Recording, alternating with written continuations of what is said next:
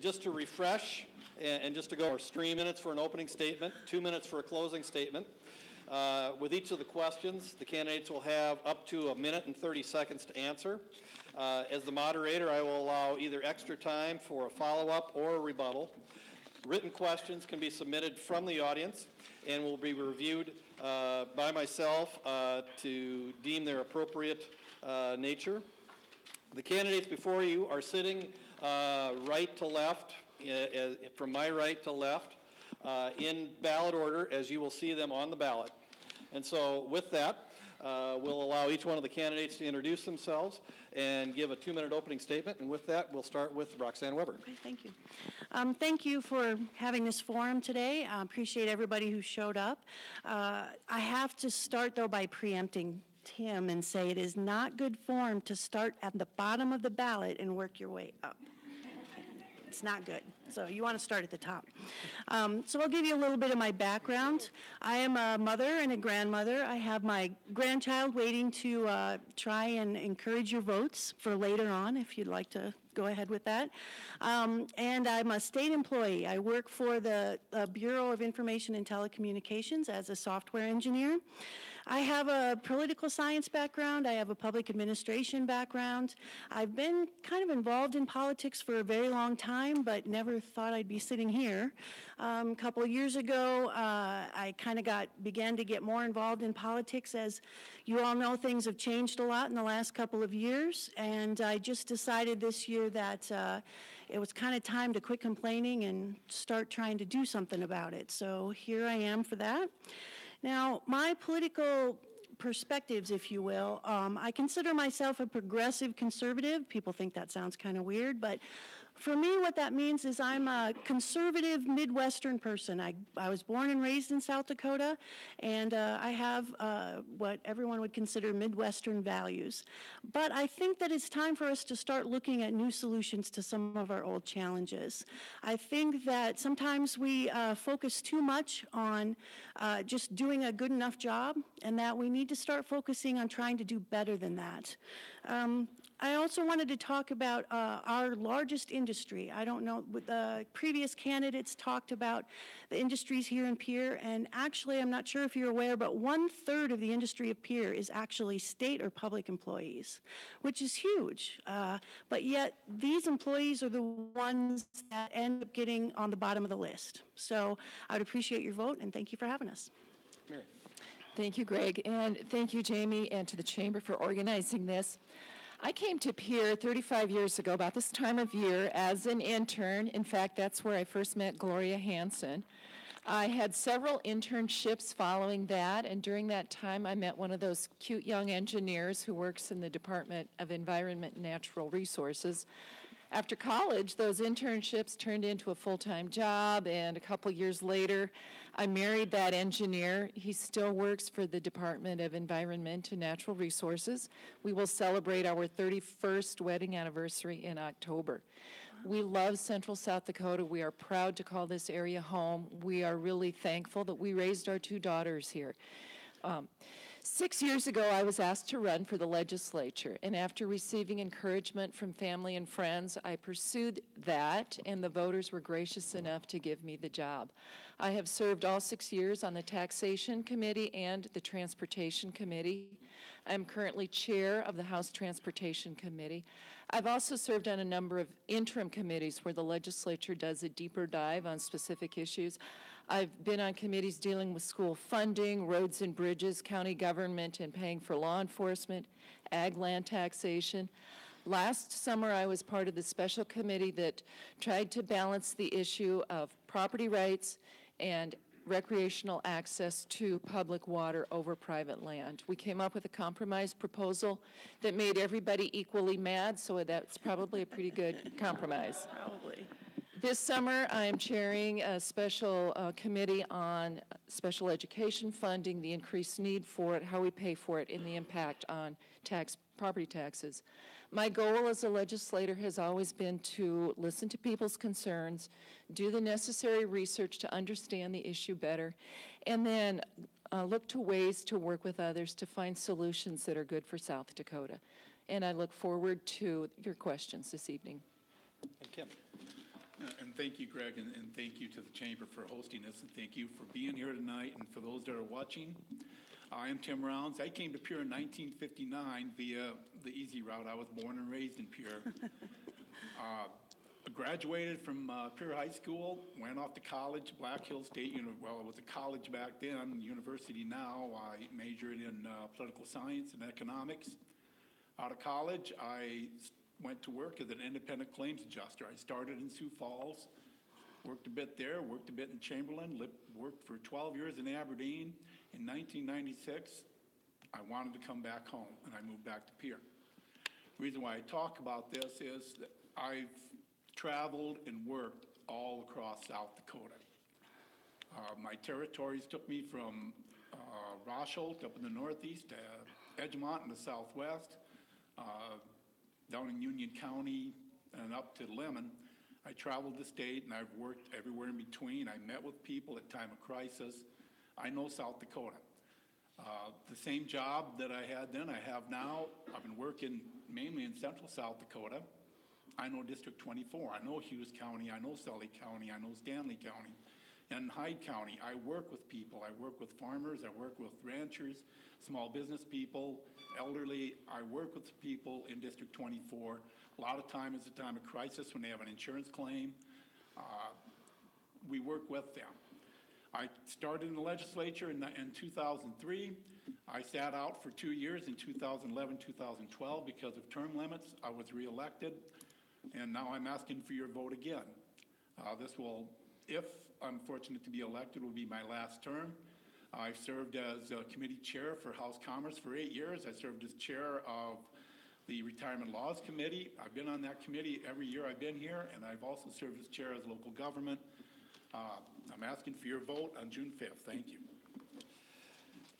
Our first question, we'll start with Mary. And each one of you in your opening statements touched on this a little bit, but tell us a little bit about your community involvement and how your community involvement has kind of helped shape you in terms of your involvement with local organizations and how that's relevant to your service in the legislature. That's kind of a broad question. Thank you. Community involvement, for my husband and me, both of us, we are very involved with our church. That's kind of what a lot of our social life does revolve around. We've helped with various ministries, youth ministries, Vacation Bible School. We've done the skit at Vacation Bible School every year for 20-some years, and we'll be doing that again in a couple of weeks. I also volunteer as a fitness instructor at the YMCA. And my husband and I just try to do what we can to help the community, to give back to our neighbors.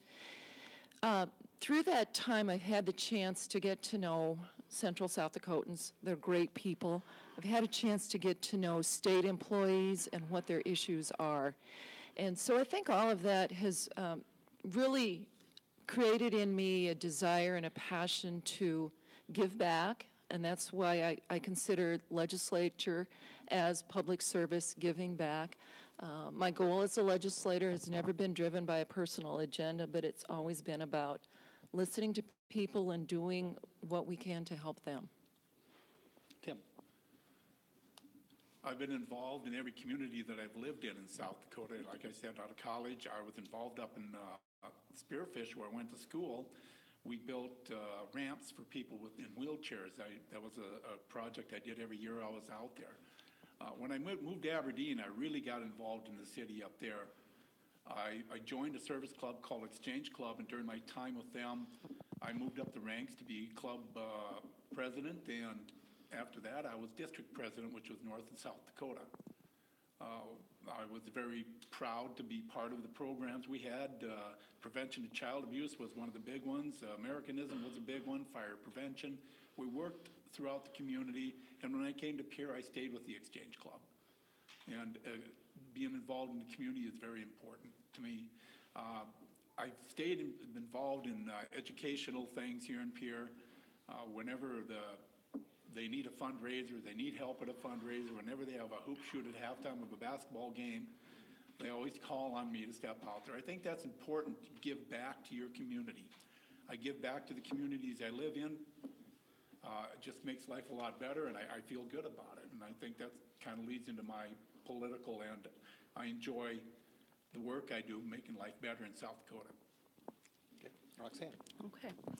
Well, I'm newer to the Pierre area, but one thing that I noticed when I first moved here was that I was amazed at the close-knit mentality of the community. I'd just never seen that anywhere else that I had been before.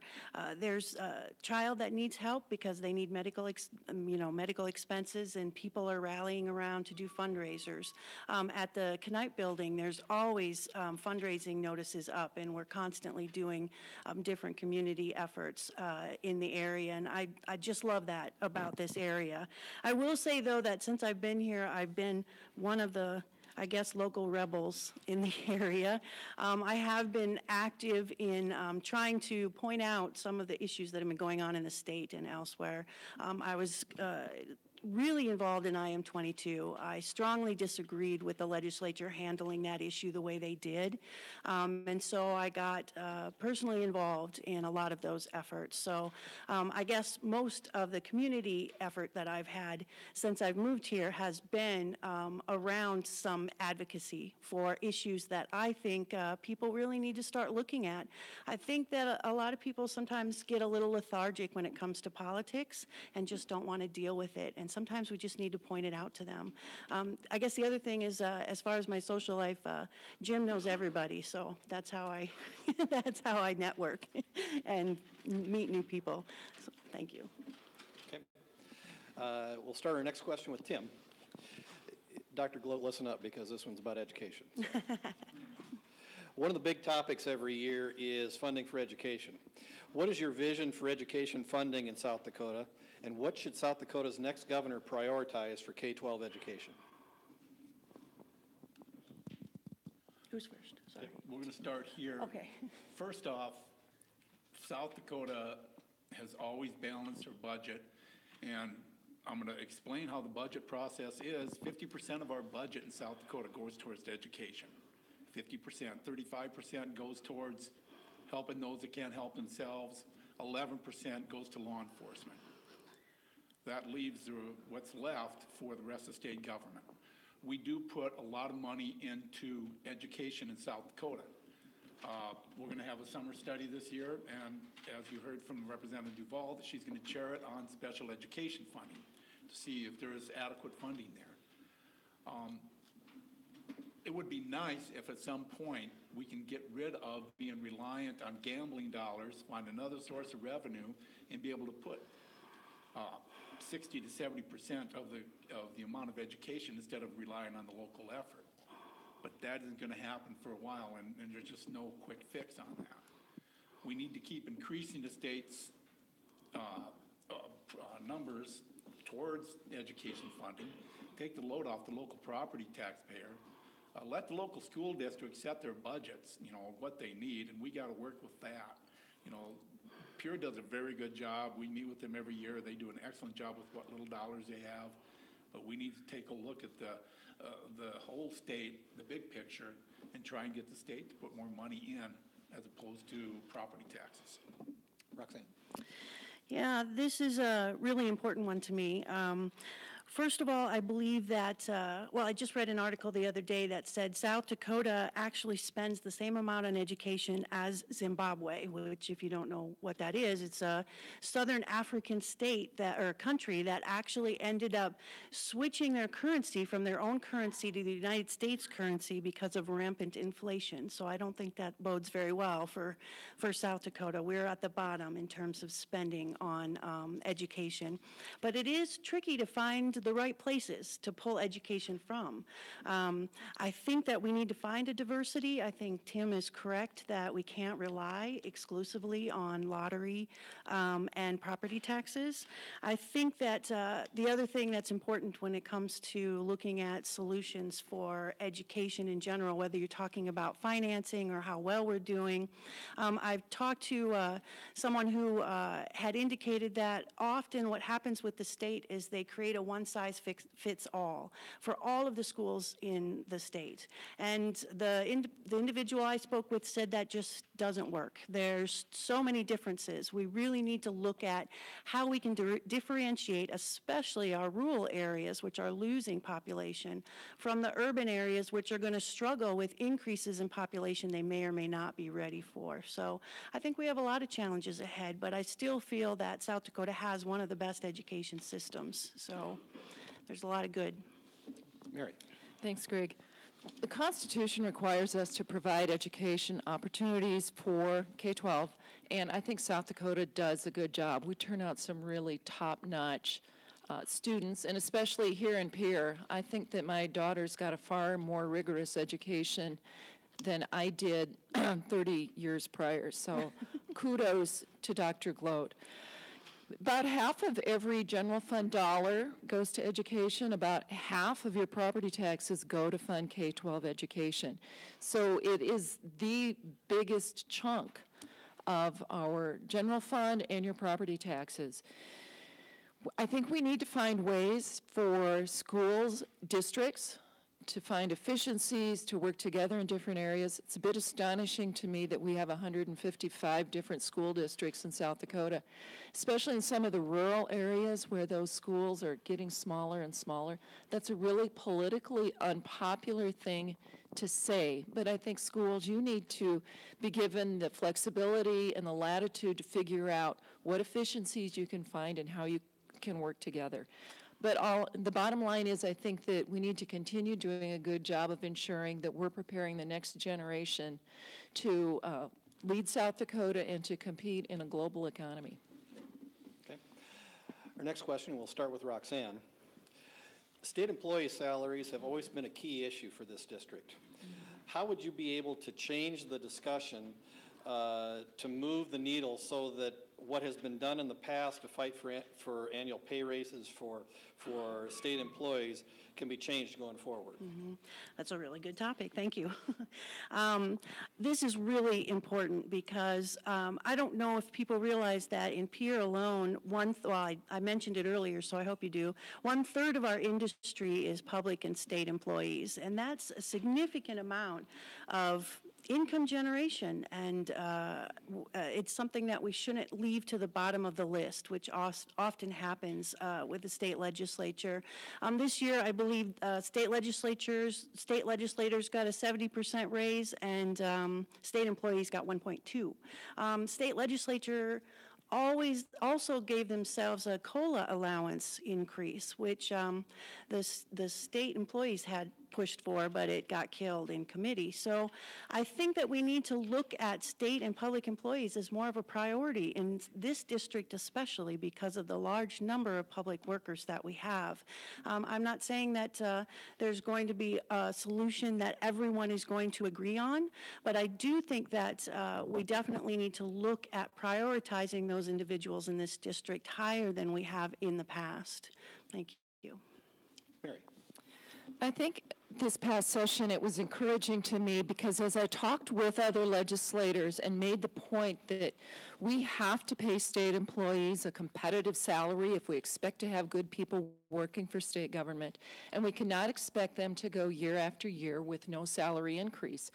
And that message resonated with them. It didn't resonate with them as much as some might have liked, but the point was made that we cannot balance the state budget on the backs of state employees.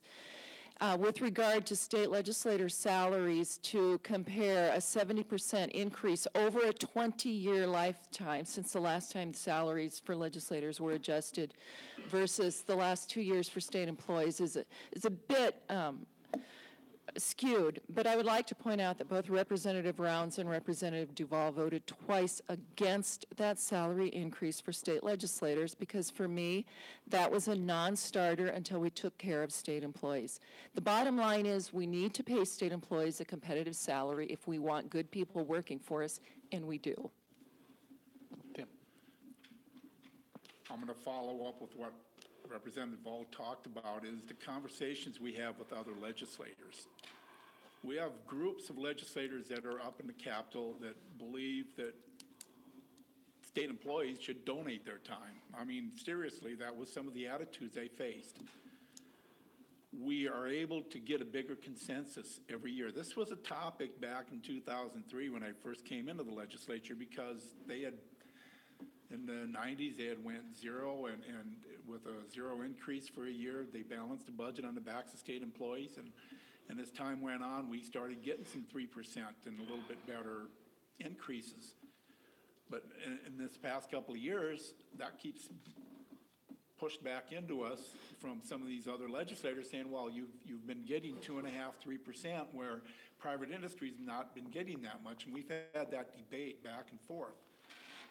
That's what we need to do. We need to win 36 House members. We need to win 18 Senate members to be able to get these salaries turned around.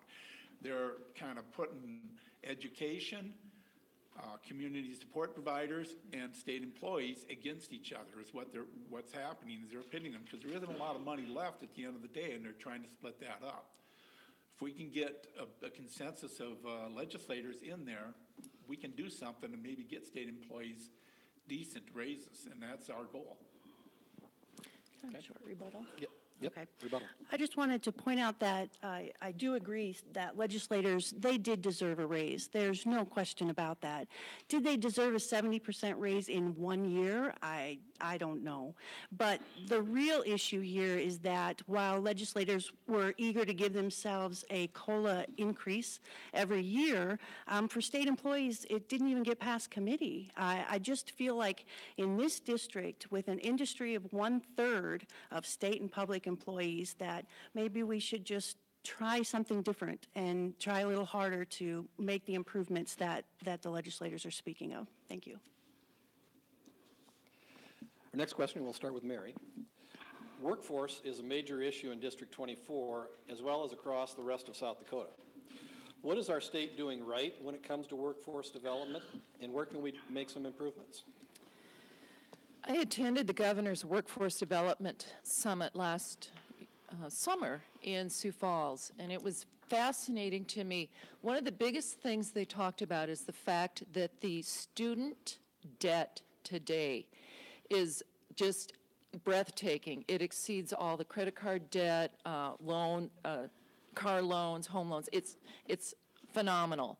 And so the push was to make the point to parents and grandparents and students that not everybody needs a 4-year baccalaureate degree, that their technical education opportunities are really a good option for some students. And so I really applaud what the governor has done as far as trying to promote technical education. We've created a board of technical education a year ago to try to figure out how we could, what technical education needs are and how we fund them. I think that's a positive thing that we can do. Tim. Workforce development, in my mind, is more and larger families. We need workers in this state. We need people to come into South Dakota, and how do we do that? Well, I thought we started off very well back in the early 2000s when we started putting more emphasis on our university systems. Maybe we can draw some more students, young people from across the borders into South Dakota to attend college, our universities. And some of that is paying off, but I don't think it's paying off enough. When they attend school at Brookings or at University of South Dakota, generally they stay close by. A lot of them do stay close by. Now, I heard this new mayor of Sioux Falls brought up this same point, and I'm glad to hear him bring it up. There's a shortage of workers. Finally, now Sioux Falls is facing that problem. We've been facing it here in Pierre for a number of years. We need to bring in a technical school, and I think Pierre needs something like that to keep young people here, and if they stay around here to go to school, they'll stay here and raise their families. That's what we need here in central South Dakota, but we need that all over the state. Roxanne. Yes. Well, I think that one of the issues that we have in this area is that we have a blessing and a curse in our Midwestern culture. And what I mean by that is that we're kind of laid back, we kind of like to go with the flow. We don't care if the pool is done this year or next year. I think some of these young folks are more for the, we need to have some action going on. And there's not a lot of that around here, at least according to some folks. The other thing, one of the other candidates had mentioned it earlier, was allowing remote work to move to other places. The state employees, I can't even tell you in the last 4 or 5 months how many people we've lost to Sioux Falls and Rapid City. They still work for the state. We're still paying their salaries, but they're living in other communities that they quote unquote prefer. And I think that's a bad thing for Pierre. I don't think we should force people to stay here. I'm not suggesting that. But I do think we need to make it more of an incentive for people to stay. The other thing is with our young workforce, we have hundreds of high schoolers that are graduating every year. We need to find incentives to keep them here because like Tim said, if they stay here for a year, they're going to find a cute little girl or a cute little guy and they're going to get married and hopefully have a family here. Some of those incentives might not keep them here forever, but if we can keep people here long enough to get some of the work done and have a knowledge base so that we can allow for people coming in and out of our system, I think that would be very helpful. Thank you. We'll start our next question with Tim. This year, there will be several proposed constitutional amendments and initiated measures on both the primary and general election ballot. Please highlight your thoughts on the one particular ballot issue that you think is most important to South Dakota voters and why. Well, the first one we're going to address is the fixes to Marcy's Law, which will be on the primary ballot. I'm just going to address that one for the short term because that's coming up next week. Marcy's Law did cause some problems. The people voted for it, so we needed to have some protections for the victims out there. But I think Marcy's Law, I think people agree, it went too far. Some people say, well, let's scrap it completely. And I think what the amendment does is it will make some tweaks to it, which won't make it as bad. Now, coming in November, we've got a lot of initiated measures. We've got a number of, there's an amendment or two for the Constitution. I'm kind of putting those aside. I've looked at a few of them. I'm kind of the order that, let's have a little bit of debate on these before we put them on the ballot because like we found out last or 2 years ago, and I'm going to bring it up, I am 22, it was just unconstitutional. It was bad for South Dakota. We should be encouraging more people to run for the legislature instead of trying to decrease the number of people running for the legislature, and that's what it did. But it was unconstitutional in so many ways. We need a way that we can say, hey, let's fix this and let's put it on the ballot that way, because what we vote for, if it goes into the Constitution, we're going to have major problems. Roxanne. Yeah, I'd like to touch on Marcy's Law. I also think that it's a very important one, and if only for the reason of allowing county and city governments to not have to expend huge resources for something that we may or may not feel is worth the money. From my understanding, the people who drafted Marcy's Law are in favor of this bill. I understand that that the bill really doesn't lower victims' rights, it just tweaks the process. So I think that that's something personally that I'm going to be in favor of, so I'll probably vote for that to pass. And I would encourage others to learn whatever they need to make that decision for themselves.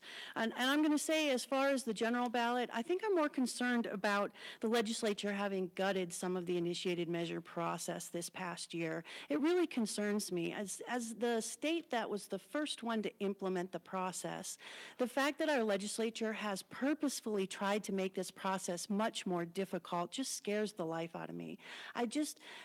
it's one thing to put in a few measures that try and make the process more efficient or try and make it less expensive. It's quite another to make it nearly impossible for anyone in the state to actually be able to participate in the process at all. So I think that's a big issue. Thank you. Mary? Well, not to pile on, but Marcy, the changes that are proposed to Marcy's law are really trying to address some drafting errors that were in the initial measure that was adopted 2 years ago.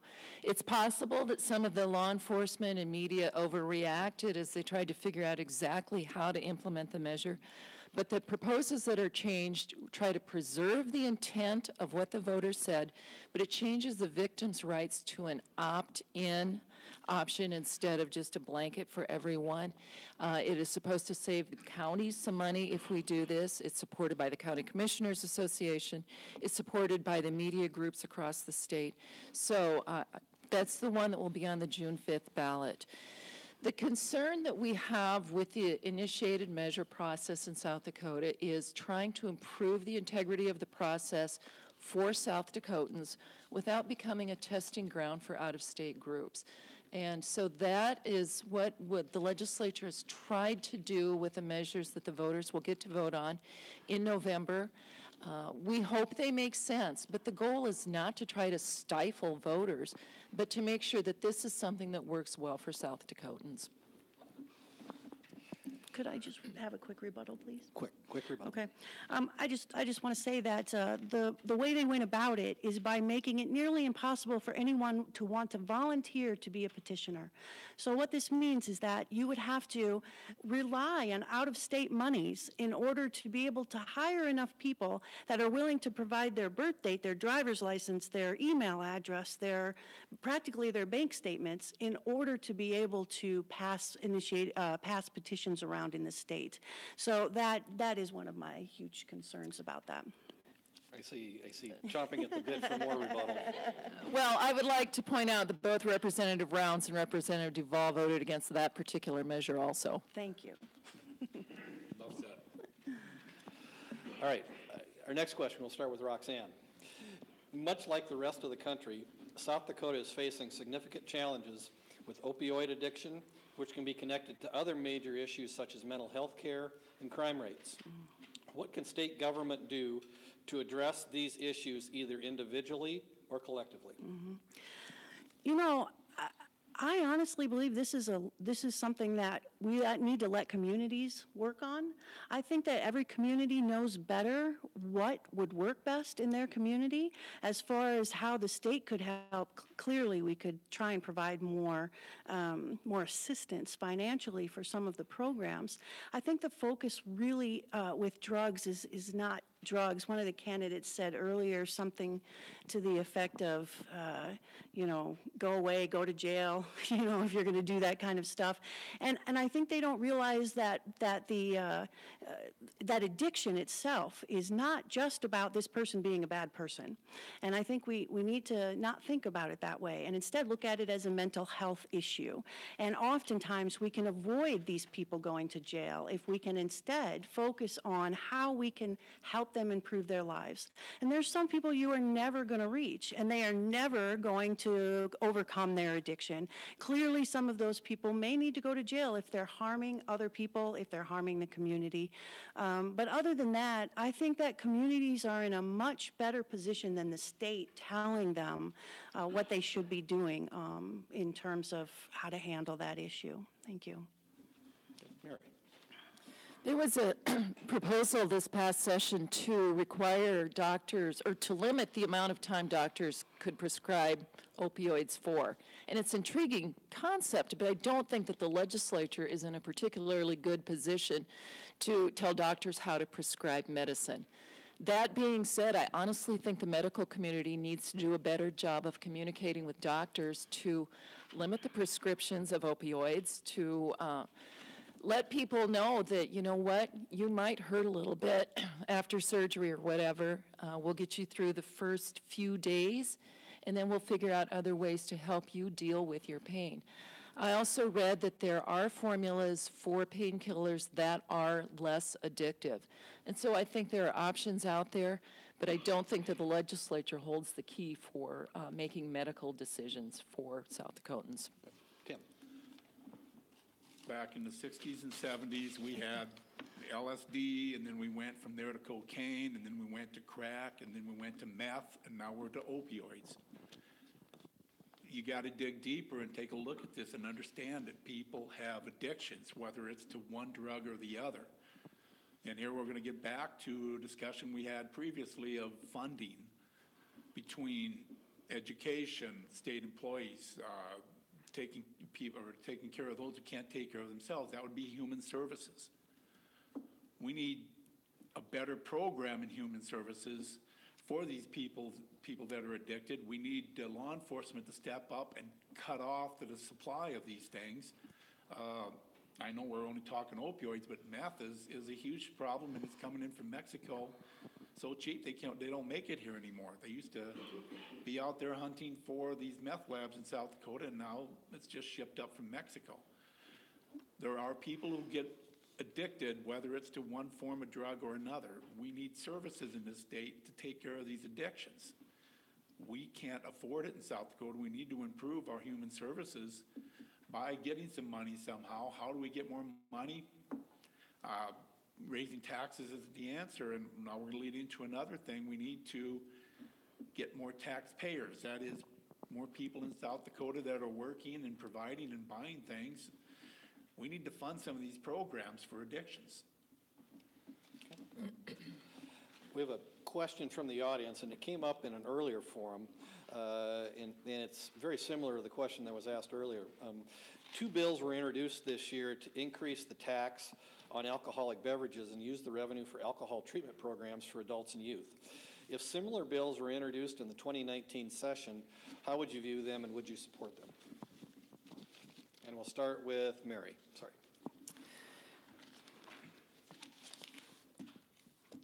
A couple of years ago, I was involved with a bill to shift more of the state's alcohol tax revenue to counties. It was successful, but not without much whining and gnashing of teeth on the part of the state budget director. And I was shocked because the amount of money, when you looked at the entire state budget, was about a rounding error. But it was important for counties to do that. I am not opposed to an alcohol beverage tax to help counties with some of their expenses. Every time it's brought up, it was mentioned earlier, the alcohol lobby comes unglued. I think some of their arguments are a bit specious. The fact that, you know, if we raise the alcohol tax, which hasn't been raised in 20-some years, is going to suddenly drive purchasers out of state. I don't buy that. So short answer is, yeah, I'd support it. Tim? Any tax increase in South Dakota is tough to do. And I don't think an alcohol tax will pass. It may, it'll be close. I will not support it. We've been, you know, with the road tax here a few years ago and then with the half-cent sales tax, I'm hearing from people who are tired of taxes. That's why I said we need more taxpayers, not more taxes. And there is some truth to, you look where the population centers are in South Dakota. Sioux Falls, along the I-29 corridor, out west, Black Hills, down on the southern border. These other states do not tax alcohol like South Dakota does. And yeah, sure, maybe not, Representative Duvall brought it up, maybe they won't go over there, but there's a good chance that they're gonna, you know, they'll run across the state and purchase their alcohol over there. Where will we be then? It's gonna be tough to get any tax increase for the next few years in South Dakota, and I just don't see it happening. Okay. Roxanne? Well, I don't know if my answer is going to get Dave Braun's vote or not, but I guess I'll give it a try. I think this is a tough issue because on the one hand, there have been some states who have played around with taxing fountain sodas, and the results are it actually works to reduce the amount of fountain sodas that people are drinking. But then on the other hand, do we have the right to tell people what is or isn't in their best interest and whether or not they can have what they want. As an ex-smoker for over 15 or 16 years, I can tell you that I'm not sure it would have mattered what the cost of cigarettes were at the time, because again, we're dealing with an addiction, and it's not about being logical, and it's not about knowing whether or not, this makes sense financially. It's about being addicted to something that could cause harm to your health. Whether or not I would pass something like this, I think it really it's really going to depend on what it is. I think that there's not only an issue of the tax increase and the tax people are going to have to pay, but there are other stakeholders involved. What about the local grocery store who's going to be losing a lot of revenue because you're not buying as many cigarettes? I mean, I know that sounds bad. I don't want to buy cigarettes, and a lot of people don't, but there are people, that's their wish and their desire. Do you tell them that that they can't? Well, clearly we haven't done that and won't probably do that. But on the other hand, we have to look at the diverse results of making that change as well. Thank you. Okay, and our last question, we'll start this with Tim. For the first time in 8 years, there will be a new leader of the executive branch in South Dakota. We'll have a new governor. How would you work with the new governor? And from what you know of their priorities, how do you expect those priorities and their issues will impact the voters of District 24? The three major candidates right now, there's two on the Republican side, Marty Jackley and Kristi Noem, and on the Democrat side, Billy Sutton. I know each and every one of them very close. I've worked with them all. Kristi Noem was my seatmate for a couple of years. Marty Jackley's my neighbor, and Billy Sutton and I worked on several pieces of legislation. I would not have a problem working with any one of them. I'm very proud of the fact that we've got some very good candidates expressing an interest in running the state. I'd be willing to, of course, I'm leaning towards, Marty and Kristi. But if Billy got elected, I would work with him just the same. There's a history there. I know these people personally. I know a lot about them. They know about me. I don't see a problem at all. Roxanne. I think we live in one of the best countries in the world. And the reason that I believe that is because we have had an ongoing democracy, and despite the fact that we may disagree, and sometimes I disagree very vehemently with some of our presidents, though we may have this kind of disagreement with them, they are still our leaders. And the same would go for any of our state governors that would be chosen, whether it be any of the two Republican candidates or myself. I think as a moderate candidate, I would probably not agree with anything from any of them. I would probably have some differences of opinion with all three of them. But would I be able to work with any one of them to come up with a compromise? Absolutely, because that's what I feel is my strength as a candidate, is the ability to see the middle ground, the ability to stop us from looking at simply one side or the other. I think that's lacking in our government, both state and federally, and I think that's something we need to move towards more than we already are. As far as their priorities go, I think that all three candidates have the state's interests at heart. I think while they may differ on how they're going to go about achieving those priorities, I think that that they all believe that this state is one of the best states in the country, and I would agree with that. So thank you. And Mary.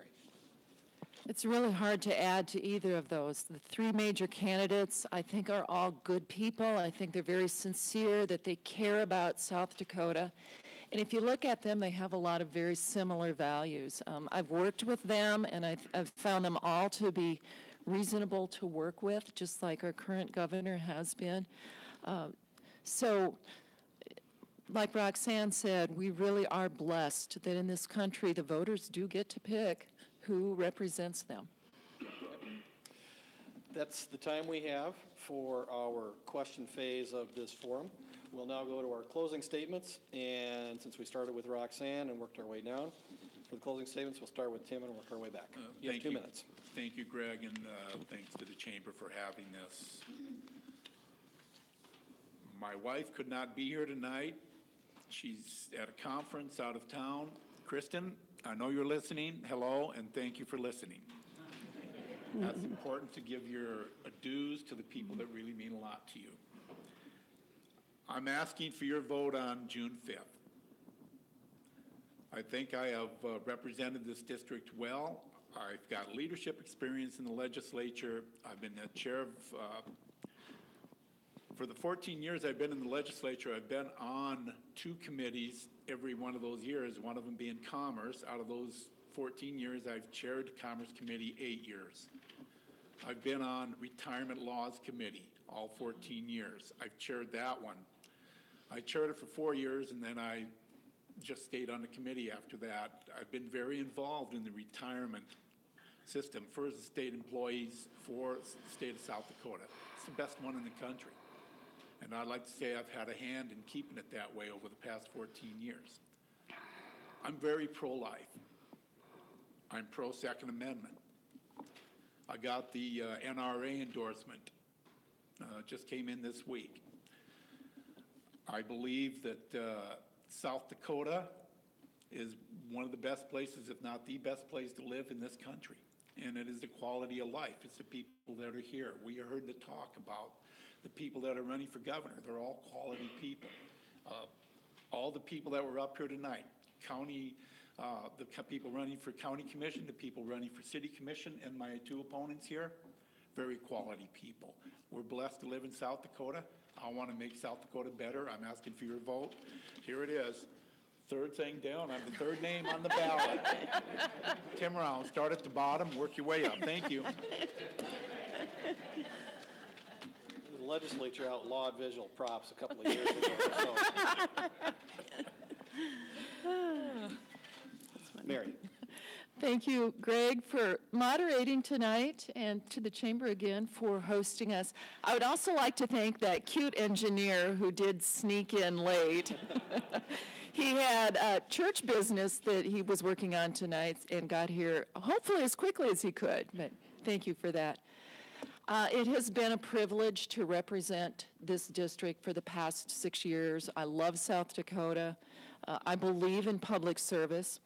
Some of the accomplishments that I can point to over the past 6 years are things that I've done to start taking care of some of our infrastructure needs. Some of those had been neglected, and we're starting to address those. I've been working to help other legislators understand and appreciate the value of our state employees. I've supported efforts to protect the integrity of our state retirement system.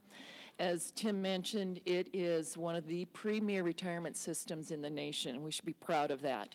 And this past session, I brought in several bills to get rid of some outdated statutes and to bring some other statutes into the 21st century. I'm looking forward to what the interim committees are going to do this summer, dealing with special education. Another one we're working on is access to mental health services in the state. We will also see the results of the 2-year study on how we assess agricultural land. As we talk about property taxes, it's an issue. It's an even bigger issue that we're hearing more and more about all the time. So we're digging into these issues to try to figure out how to solve them. I'd like to thank my family and friends and colleagues for their support over the past 6 years and also over the past few weeks as I've been campaigning. And again, thank the Chamber. I'd like to thank the voters who gave me the job and for all of you sticking with us all night long. And again, I ask for your vote on June 5th. Thank you. And finally, Roxanne. Okay. I have the unenviable position of having 2 opponents that I actually don't have a lot of issues with. It would be much easier if I didn't like them or if they had done everything incorrectly during legislature, and then I could just, pummel them with complaints. But that's not the case. They are great people. I think they've done a good job, but I do feel that we could be doing more. And while I don't have 14 plus years of experience, I think what I have is outside of the box thinking and perspective. I think I have a moderate perspective that tries to bring people together and find a compromise. I don't believe in one-sided viewpoints. I tire of the labels that we have to stand stand by all the time politically. I feel like as a country, as a state, that we should start talking to each other more about coming together on some of our priority issues. We need to be proactive in our legislation. We have a lot of challenges coming up that are new because of changing technology, because of changes in our rural areas diminishing and our school districts having issues with funding because it's competing with so many other things. We need to be thinking about these things in a new way. We can't keep doing things the way we've always been doing them. So I think that that is the advantage that I have as a candidate. I would love to have your support on June 5th. If you need any support, encouragement in voting for me, my grandson will be available after we're done here to shower you with hugs, probably. I don't know. We'll have to talk to him about that. But and I also like to thank Jim, who's been just a wonderful campaign manager for me. I couldn't have asked for better. And of course, he knows a lot of people, so that helps. So I'm looking forward to the election on the 5th. I hope that I have your vote. But thank you very much for listening. Ladies and gentlemen, if you would please give these candidates a round of applause.